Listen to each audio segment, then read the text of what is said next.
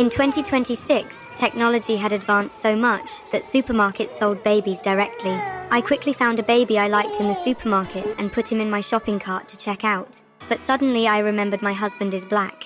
To avoid unnecessary arguments, I decided to have one myself instead. We immediately went to the egg pod company. Having children is simple now. They just extract DNA from me and my husband to create new life in the lab. We stood in front of a giant screen, waiting anxiously and excitedly. Soon, one little swimmer fought through hundreds of millions of competitors and reached the finish line. My husband and I hugged each other in excitement. Our child was successfully created.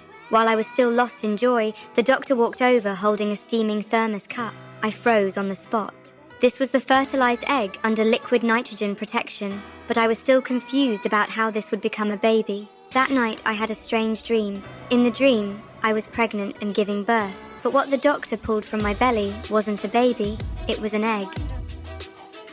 Later, I returned to the egg pod company to check on the baby. By then, he had been transferred to an egg chamber. The doctor took out a stethoscope, and I heard my child's heartbeat for the first time. I felt so happy in that moment. Through the transparent chamber, I could see the baby had grown to finger size. I was overjoyed. Back home, I set up the child's room in one go. I placed the egg chamber in the most prominent spot.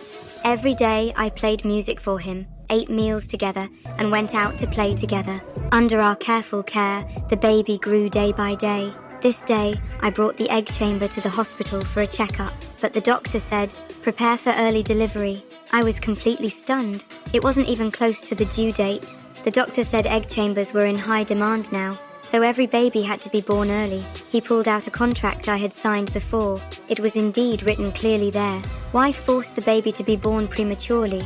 I was furious and had my husband secretly take the egg chamber while the doctor wasn't looking. We quickly fled the city and came to a distant island.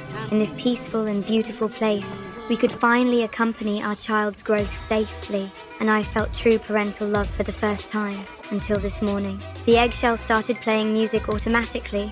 I froze for a second, then immediately understood the child was about to be born. My husband and I rushed downstairs in panic, holding the baby and standing in front of the egg chamber.